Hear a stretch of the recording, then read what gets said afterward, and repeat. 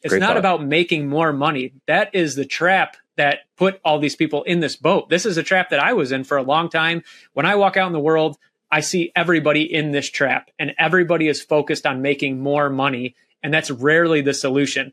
The focus on making more money is what caused them to be in this exact moment. And it just, for some reason, even though it's so simple, it doesn't click with people that chasing money put me in this trap. Therefore, chasing more money will not get me out of this trap. There's got to be a different solution because the first one did not go as I had planned.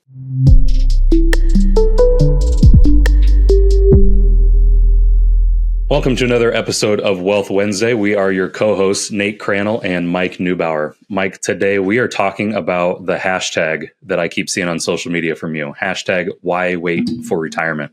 What does that mean to you? Oh man, it's like anti-retirement. So I grew up in the world of, everybody grows up in the world, right, of retirement. One day you hit a certain age and you can stop working and retire on that day. That was a huge goal of mine. I was focused on that, really trying to make that happen at age 34. That day came when I could retire. You know, I had investments that covered my bills and I could kind of walk away. And I realized that it's probably, you know, I was 34, but it's probably at every age. It's just really not a normal transition to go from working every day and then all of a sudden stop working. No matter if you're 34 or 65, it's a lot more fun to gradually step out or change your life to just do the parts of it that you love. You no longer have to work, but there's parts of what you do that you love doing and you want to continue to do those. So we kind of started talking and I came up with the idea of the why wait for retirement. And I basically looked at how I had built my retirement, and it wasn't building up a nest egg to all of a sudden one day quit working. I started slowly buying my time back. So at first, instead of working 50 hours a week, I basically replaced 10 of those hours with passive income. And now I was only having to work 40 hours. And then I slowly kept buying back more of my time with good investments to buy back that time so I didn't have to work as much. And all of a sudden you look at it and it's like, wow, now all of a sudden 100% of my expenses are covered by passive income. I don't even have to work anymore. But the beauty of that was I didn't have to work super hard until age 34. I could slowly start coming off the gas up until that day. And by being able to transition slowly to not having to work, I realized that I actually really enjoy working. So then now I keep working, but it's only the stuff that I absolutely love doing, like doing these podcast episodes with you, you know, sharing my knowledge, taking down huge deals, you know, stuff that like gets me excited at the end of the day. You know, it's almost like a hobby that pays very well for me. And I think that was the biggest thing. I think a lot of people go with that traditional retirement. I see it all the time just in the people that I know, that retirement's not as great as they thought it would be. It feels very weird. They gave up a lot of hobbies for the last 40 years, so they don't even really know what to do with their time anymore. And I realized that this transition slowly into retirement allows you to keep your hobbies. It starts to buy back more of your time, where now when you're in your 30s, 40s, 50s, you're actually doing more of the hobbies that you used to do because you have time. You're only working maybe 20 hours a week now. And now when you don't have to work anymore, all of a sudden you have all these hobbies that you still love doing and you get the time to go do them. Where if you give up a hobby for 40 years prior, you're just not going to pick it up all of a sudden at age 65 and do that hobby again. You know, it's a slow kind of balance, give and take. So that's what the why wait for retirement, you know, hashtag is. And honestly, from a personal satisfaction standpoint and just overall life happiness, I mean, I've seen a lot of people wait for that day of retirement. I've never seen any as happy as I am, you know, by buying back pieces of time and transitioning slowly into a retirement phase versus, you know, cutting it off cold turkey one day. For sure. And we talked about it in another episode where the idea behind either graduating high school and going to college, or once you graduate college, it's like, okay, now I have a 40-year career ahead of me. The focus is on what career do I want to follow? Where do I want my life path to lead? And then along the way, you know, people tell you, hey, you have a 401k, you need to start investing in that. You want to make sure you're doing it the right way because eventually you're going to retire from our company and you're going to have this big pile of money that you need to spend. And we talked about it again in another episode where that thought kind of was birthed from pensions. You know, the big companies back in the 40s, 50s, and 60s created pensions. Then in the 70s, they wanted to switch that over to the 401k model. But the core idea of graduate college, work for 40 years, there's going to be some day in your distant future where you're going to say, I'm now retired and I don't have to work. That never left. Even when pensions kind of phased out and 401ks took over, that still core idea of that long period of work never went away. And I think that's where it's broken. And that's where the why wait for retirement is, I don't want to say groundbreaking, but it's just against the norm, but it just makes sense. Like, why do we work so long? Why do we give away our time and our energy and our passions? Because you brought up hobbies, and dedicate it to a company. Or, I mean, most people statistically change jobs 7 times in their career. So that could be 7 different companies that you're giving your time and your energy to some point enjoy it. And then, like, Mike, you're big into travel. That's when people are like, oh, well, me and my wife, I heard this all the time as a financial advisor. Like, what do you want to do in retirement?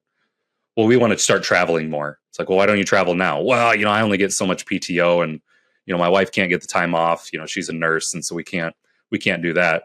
And so they plan to retire when they're 65. And it's like, who wants to fly on a 9-hour flight to Italy, walk around Italy for 5 days at 65 years old? Like, it's going to be exhausting. Like, why wouldn't you try and do that now? And that's the part, I think, that was the big light bulb in my brain, that why wait for retirement makes total sense, because I don't want to be 65 and start having passions and start having hobbies then. Or think, man, when I was 25, I really liked golfing. I should pick up golf again. It's like, no, I like golfing now. Why don't I try and free up my time so I can golf 4 times a week? Why not? Yeah. The biggest thing, man, this drives me nuts. I'll hear people talk about this with the economy and everything all the time. And they always say, our government's a bunch of idiots. It's a bunch of idiots running things. The people who are the face of the government, I don't disagree. They don't strike me as the most intelligent.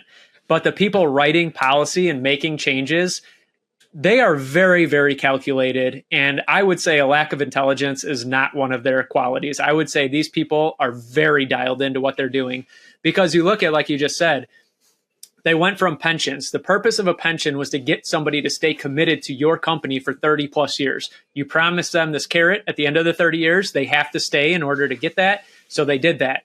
Well, then at the end of 30 years, the employers thought, this kind of sucks that we're responsible for these people after they leave. We want to have the benefit of them staying. We don't want the burden of paying for them if they live a long life. That's not what we want. Mm-hmm. So they switched to the 401k model and put all that burden on the employee to make sure they were set for retirement. But they're not dumb. They didn't say save for retirement, and if you want to pull that at 40 because you have so much money, go ahead and pull it. They still put restrictions that say you're still working until 59 and a half. So build all this money, but we're not letting you off the hook early. And if you have a ton of money in the 401k, you're still working. You can't touch that money until then. So we talk a lot, but I mean, it's set up on purpose that way to take the best working years. I mean, the reality is the United States is like one of the most powerful countries, if not the most powerful. Our GDP is through the roof. They do this by not being communist and forcing you to do things, but definitely setting obstacles in the way and writing laws in a way that very much encourage the most fruitful working years of our citizens are committed to working. They don't want our citizens working when they're not productive. They want a lot of production coming from our country in order to stay on the top. And they set the rules up in a way that forces that to happen. And that's why the why wait for retirement, I think, from a personal standpoint, is the most important way to look at things. And the population is going to stay within the rules and continue to follow the 59 and a half, wait till whatever it is, 62 to take Social Security, all these rules that are in place to force people to work. But that doesn't have to be everybody. I mean, if you have the ability, you should really consider not falling into that norm, because it's really just a trap, that you're falling into. For sure. One thing that I love to talk to you about is where to invest your money.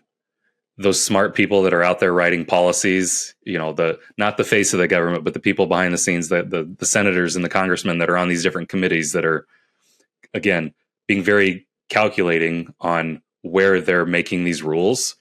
Are they investing in 401ks and IRAs? I mean, if they are, it's self-directed for sure. You look at like Mitt Romney, he built millions of dollars in a self-directed IRA. So they are, of course, can't speak for him, right? I mean, I don't have their statement in front of me, but generally speaking, even the people who are championing the 401k route and save for retirement, all this stuff, yeah, they're not taking their government salary and rolling it into whatever their 457 or whatever they have. They're investing outside of there. And I mean, you can just see when you read between the lines, you can just see the way rules are written, and it applies to the masses, not to the few.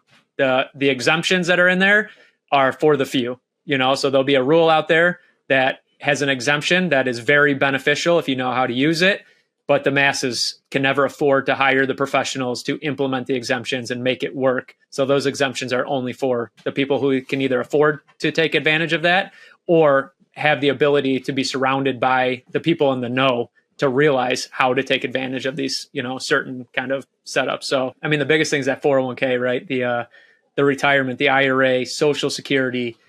It's how do you take advantage of those benefits without locking yourself into that timeline of being forced to wait until a certain age to get that money.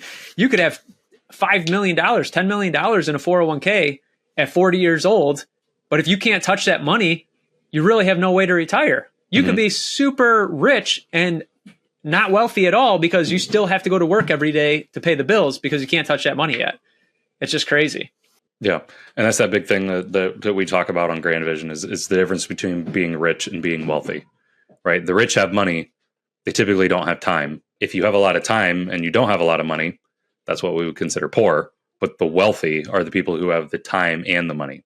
And so why wait for retirement is a great mantra, if that's the word. But like, how would someone actually put that into action? If they're like, yeah, why wait for retirement? Why am I? How do I actually put that into action? What are some ideas there? I mean, you brought up a great point, and the reality is most people just have a slight misunderstanding of money. Mm-hmm. So they're all chasing wealth. That is the goal. I mean, just naturally, even my kids are excited to make $10 because they feel like they're richer. And what people misconstrue is that money equals time, and it doesn't. People focus on making a lot of money and they give up all their time in order to do so. So they think they're chasing wealth, but they're chasing riches. They're chasing money and they're giving up all their time in doing so.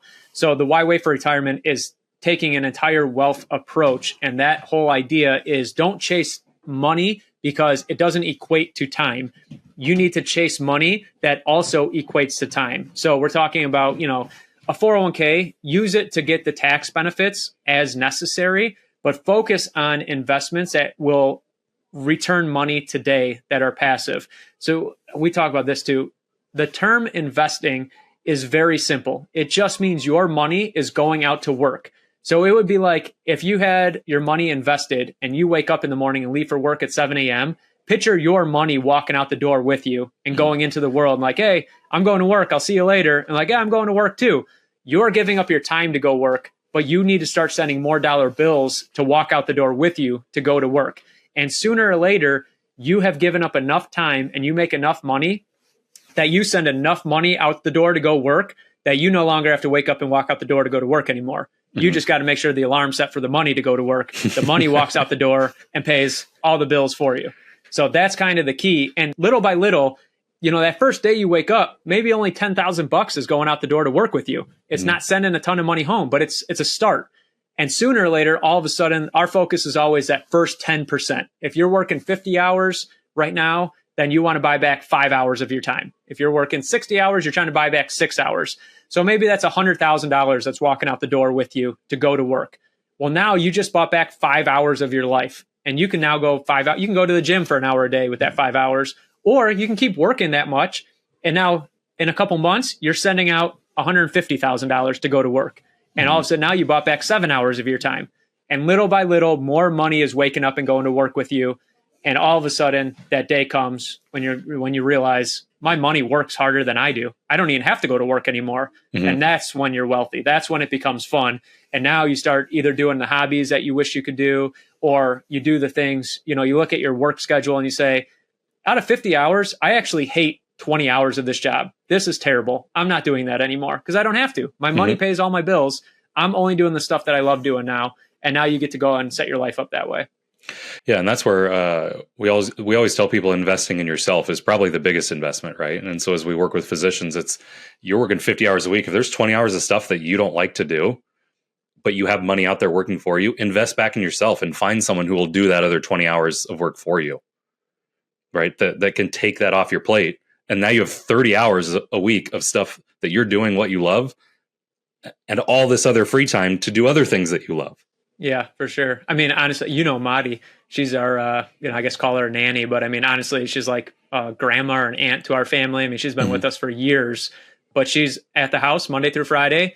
And our business exploded, our productivity exploded when we were able to take those little things off of our plate. You know, like just something as simple as doing the laundry, something as simple as having an adult in the house every day that we don't need to have a babysitter. If I need to go run and do something, I don't have to juggle and cancel things or find a babysitter. I always have that freedom. Was an unbelievable thing for me. I want to touch on another point that just popped in my head. When we talk about this stuff, this is like what's so frustrating for me is people will hear me say these types of ideas, but they go right back to that previous brain training that they have. And they think, I need to make more money then in order to do this. And very rarely is it a lack of current income. It's typically just a lack of planning.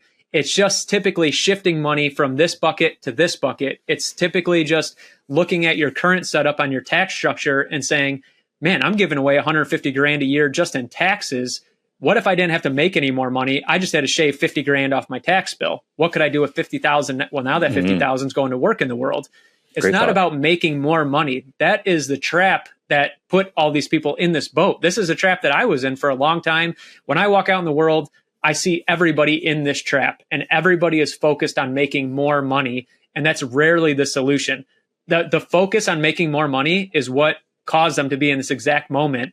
And it just, for some reason, even though it's so simple, it doesn't click with people that chasing money put me in this trap. Therefore, chasing more money will not get me out of this trap. There's got to be a different solution because the first one did not go as I had planned.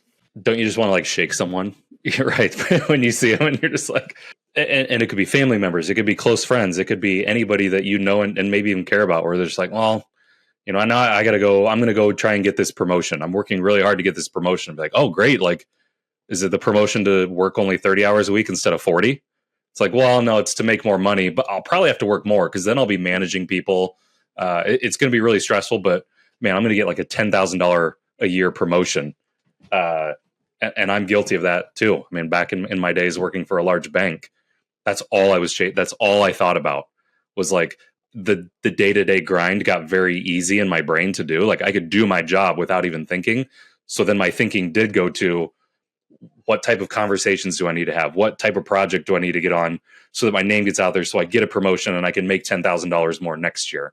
That was always my thought. And I just feel like it's valid in the sense that I had those thoughts because everyone else is having those thoughts. It's invalid because that is not the answer. Yeah. You're one of the first people I wanted to shake. You did shake me, man. Like, look where we are today versus 10 years ago when you probably wanted to shake me. Yeah. Honestly, the most frustrating thing, to be totally transparent, is like I share this knowledge. I want everybody in the world to know this. I think it's a total injustice to the human population. I don't give up anything by somebody else finding freedom. It's not like I have to give up my freedom for you to be free. There's enough freedom for everybody. We can all take this path. So that's what's so frustrating is like I share this and then people say, you know, especially family and friends, you know, like must be nice to go on vacation for 3 months at a time. And I'm like, it is super nice.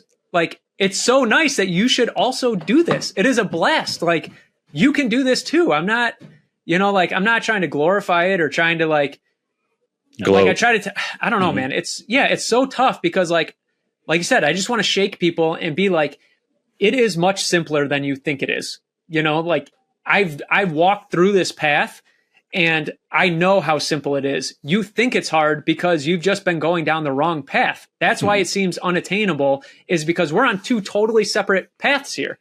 You know, it's not like it's not like I'm further ahead on the path. I'm on a totally different path. And the reason it seems scary is simply because you got to turn around and walk back to that fork in the road and get on my path. Once you're on my path, it's super easy. You know, and that's the biggest thing. And it comes back to that. People think, you know, must be nice to go on vacation for 3 years. And in their brain, they're immediately thinking, you must make more money than I do. That's why. And it's like, well, I may make the same amount of money as you do, but either A, my money is the one making the money, not my time.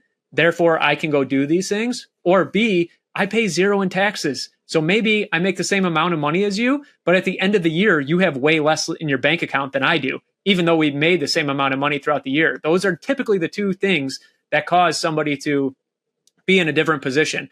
Is just that either the money is working for them, not themselves working the hours, or they just aren't paying as much in taxes. Therefore, the same amount of input equals much greater output because Uncle Sam doesn't have his hand out taking a portion of it. And all it is tax planning, and just understanding these strategies, reading between the lines and saying 401ks are in place. What are the people who wrote the regulations? What exemptions are they taking advantage of? There's a loophole in here somewhere that the wealthy people get to use and nobody else knows about it. Let's identify that. The other part of it is diversification, right? People think, okay, I get the tax advantages from a 401k. I'm going to put all my eggs in a 401k. Like, why wouldn't I? I can get almost $20,000 a year or over $20,000 a year into that thing. Tax deferred. Let's do that. I'm going to follow that path and that's going to make me rich. Just the idea of diversification. Yeah, it will make you rich. Exactly. Yeah. And so maybe that's part of you. You had a fantastic analogy going down the two different paths. I mean, maybe that is just part of it. People are scared to go back to that fork and then turn and go onto your path. But maybe just the first step is, hey, maybe I don't put as much into a tax deferred 401k. Maybe I diversify a little bit. That's a pretty easy step to get back to that fork in the road. That's just one step you could take. A lot of that comes down to financial literacy, which again, we've talked about that in other episodes and how people they don't take the time to go out and learn these different mechanisms and these different tools that they have at their disposal. And so I think that's why going back down their path to then turn at the fork and come to your path, that's why it's so scary, is because they just don't know how to go back to the fork. Do you think that's a fair insight? 100%. And typically, so I've been involved in coaching as a student and as a coach, so I have a little bit of experience of teaching people this, and also learning it on my own. I didn't come up with this stuff. I was taught it and was like, my eyes were wide open. And what I see, which is kind of a double-edged sword, it's usually great, but also sad, is that most of these people, when they first go down that, what I'll call the wrong path, but the normal path, when they first set down that path, it seems normal because everybody's doing it. And there's not really any pain coming from going down that path yet. It's not until you get way down that path that you realize this really sucks. I'm working 60 hours a week. I'm paying more in taxes than most people make in a year. I have no time for my family. This whole idea of what a life with riches would look like looks nothing like what I'm feeling right now. So they're so just, in the physician world, they call it burnout, but in every world, there's a different term where you're just at your wit's end. You just can't keep going down this path anymore.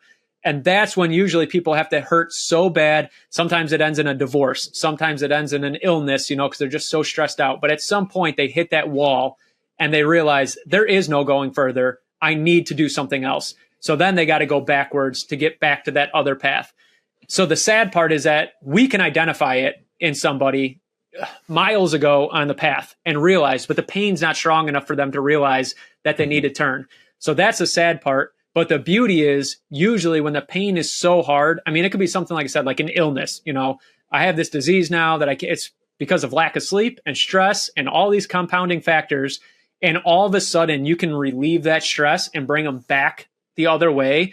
That turnaround, like that magic, seems miraculous in that moment because it was so bad and so hard that now to have freedom again is just such a 180 compared to where they were. So that's the exciting part of it. I wish people would turn sooner, but it is very exciting when somebody has hit that wall and they feel like I can't go any further. And then they find life on this other path and like, oh my God, this is unbelievable. How did I not know about this earlier? Yeah. And it's like, well, the pain just wasn't bad enough for you to care earlier. Now the pain is bad enough that you finally care. And now you're getting to experience it. Absolutely. And that's why I think we are on a mission to help people realize those different changes and those different paths before it gets to the burnout, before it gets to the disease. We want to teach these people, give it away. I mean, it's free. We're not getting paid for this advice, right? And so it's like to go out and to show them, to have them peek through the trees. Like, hey, we're on this path over here and you're on that path over there. Look at us, peek through the trees and see us. How do you get over to us, right? Before you get further down your path where there is something catastrophic that can happen. There is divorce is the big one that struck out to me. So it's like, I don't know, that I just think that there's power behind that in at least learning the knowledge, right? Get the knowledge, and whether you want to take action on it, that's on you. And you know my story. So, I mean, if anybody's listening, they could go hear my story, on our website or a podcast that I did. We won't go into it deeply, but I mean, I was laying life or death, laying in a bed and these surgeons are operating on me. And like, they would walk in and they do a little pre-op thing and say like, hey, we're going to do the best we can. Here's what to expect. Tell my wife, hey, here's, in about 8 hours is how long we think this will take, all that stuff. And I would always ask them, because for some reason these surgeries are always at like 5 a.m., 6 a.m. is like when they're coming in. I'm like, dude, I don't even wake up at 6 a.m. Like, this is crazy. Mm-hmm. But I would always ask them and I would say like, I hope you got enough sleep last night. I hope you didn't get called last night, because I'm always worried as the patient on myself of like, dude, I don't want this guy or this woman half asleep operating on me, like this is life or death stuff. And then like the more I thought about it during recovery, was like, dude, you could have the best sleep, but if you are seconds away from hitting that wall, if you have been overworked for the last 10 years and you don't have enjoyment in your life, or you're fighting with your spouse because you're gone at work all the time, and now I'm laying on the operating table and like my family's entire future is in your hands, and you're seconds away from hitting that wall of hating life, like, dude, that is just not, that is not a situation you want to be in as a patient. So like us sharing the information and the reason we share with the physicians is that double-edged sword is two things. A, thank you to the world of physicians for committing their life, because like I wouldn't be standing here without the physicians. There's just zero chance. And that's what I tell everybody. And they say like, oh, they saved your life. I'm like, when I say saved my life, I don't necessarily mean like saved my heartbeat. If I was laying here with my heart beating and my lungs going, that's one thing. But like they saved the quality of my life. They put my hand back on. They let me walk again. They saved the heartbeat, and my entire livelihood of what I enjoy about life, I got to keep. Like, I mean, that is just an unreal gift that probably years ago I would not have been able to get that gift because of technology and stuff. But I mean, that's the one thing, is just that unbelievable gift that I was given. But on the flip side is anybody in my family may end up in that position again. And if I can get ahead of that and teach somebody how to live an enjoyable life, I much rather would have the physician who works 30 or 40 hours a week and they just love that specialty surgery that they do. And when that surgery comes up, they go do it. But all the paperwork, all the crap that they hate, all that other stuff, they never have to worry about. And they just care about doing this. They're going to be the best surgeon at that exact thing that they're passionate about, Absolutely. So obviously it's near and dear to your heart to work with physicians. I mean, they help save your quality of life. I don't want to say, like you said, I don't want to say saved your life. They saved your quality of life. And it was your idea to start the Physicians Financial Summit, which we're holding in Chicago in March 2024. But why is that going to be impactful as a way to give back to those physicians? Yeah, I mean, so I think the biggest thing with the summit is that's kind of where my journey started, was at, roughly a summit. It was at a conference that I kind of just ended up going to. And that was the first time I learned any of this knowledge. I mean, social media was a thing, but not like it is today. A lot of that knowledge wasn't out there. And there's just something different about seeing somebody on a screen and talking versus shaking their hand in person and finding out like who they really are. So I just knew that was a path. What I try to do is share the experience and like my actual path. And I just know that was a path for me. I went to a conference. There's somebody speaking on stage. We got to know each other, and that really changed my life. That was that moment when I was down the one path and I realized, oh my God, this is the wrong path. It's not that I need to get further down this path. I'm just on the wrong path.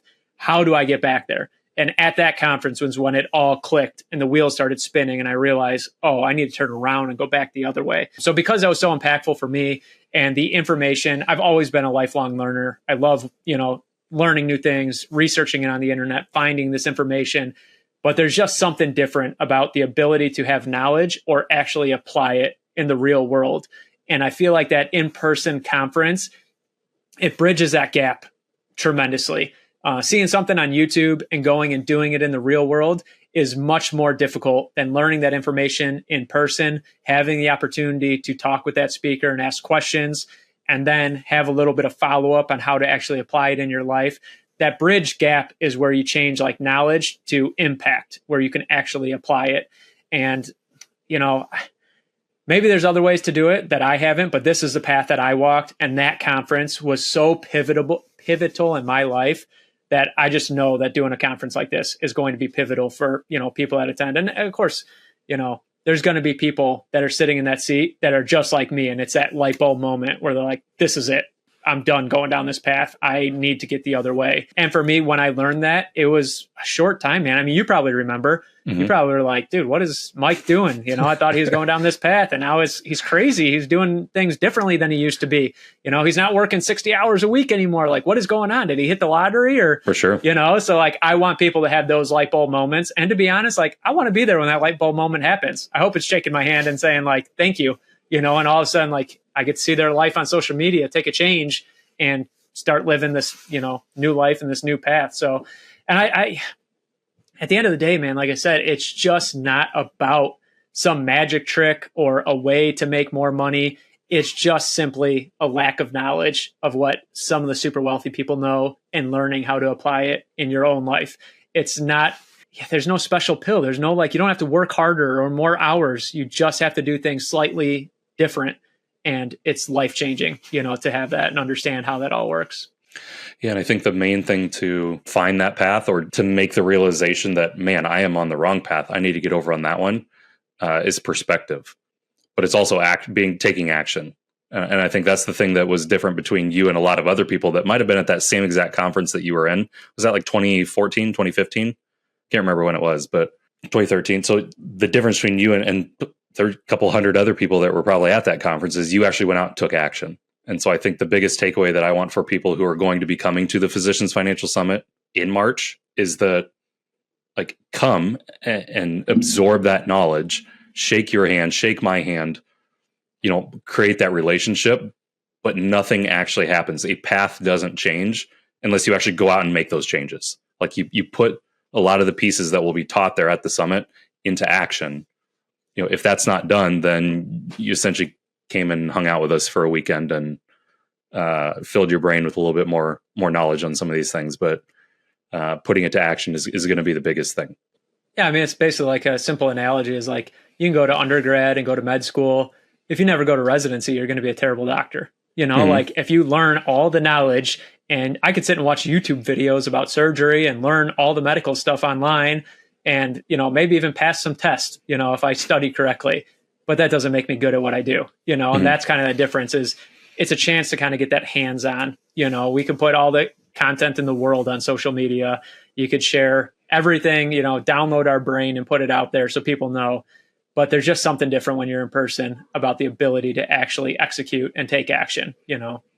Absolutely. I'm excited for it. I'm excited to meet a bunch of physicians, shake some hands, share what we know, learn from them. You know, with the Doctors and Dollars podcast, I'm learning something new every day from the guests that are on there. It is so exciting. Like, that's why I love recording them. That's why I love meeting new physicians is like, I know I'm going to get something out of this conversation that I did not have before.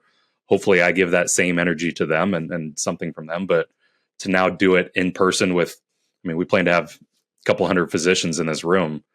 There's going to be some energy. There's going to be some things that everybody takes away, and it's just putting the thought into action. You know, with some of that, when I think back now, because you just made that point, some of that willingness to take action and realize is from that networking in that moment. You know, so like obviously we'll have our presenters and stuff, and there's a ton of knowledge, but I think that's a small piece of the recipe as well. Is when you're in that conference, you're not consuming the information alone. You're consuming it amongst peers. And when I think about that back, you know, when I did that, it's a room full of people. So even if you're not talking to the speaker, you're talking to somebody else who's like, I'm in the same boat, you know, I can relate to you. And you start somehow connecting dots that if you're just gaining that knowledge on your own, you don't have that outside influence to connect those dots or show you a different perspective. So yeah, I mean, you just brought that up, but I really believe that's a key piece of the recipe as well that I never really considered is there's something different when you're surrounded by peers who are all kind of going through the same situation and having the same life. They're all down this path and they're all seeing through the trees to this other path. It's very powerful to have another 100 people that are sharing those same moments with you. And you kind of get that, when I was doing coaching, we call it borrowing the faith, because sometimes it's scary to walk that path. But when you have 50 other people who are walking that same path and you're not alone, you just borrow their faith. You don't have to be the most courageous to overcome it. You just got to be part of a group that collectively has the faith to take that charge and move forward. So that's a good point. Yeah, I'm kind of like, it's like a light bulb going off thinking about it right now of there's a huge, I said small piece, but I think it's much bigger. I think it's a huge piece of the puzzle is having that support of a peer group walking that same path. Doing anything alone is super hard, no matter what. Yeah, I'm going to compound on our analogy of walking through the path, walking down the path, looking through the trees. Think of it like an army brigade. Like we all have the same mindset, we all have the same ideas, and we're all walking together through that forest down a path. And there's like camaraderie. I think that's the word I wanted to find, was like going to an event, having a similar mindset, one knowing that we want to make a change, but we're just not quite sure how to make the change, is a lot like an army going into battle, right? We all have the same thought. We're going to make a change. We're going to make a huge impact. Not quite sure how it's going to turn out, but we're in it together. There's a camaraderie that comes with getting in a big room and learning and taking those action steps together. Yeah. I mean, dude, I was a fireman for years back in the day. So yeah. It's kind of that same thing like that. The definition of camaraderie. Yeah. Yeah. Would you walk into a burning building and like, I don't know if I'd do it by myself, but with like 10 buddies. Yeah.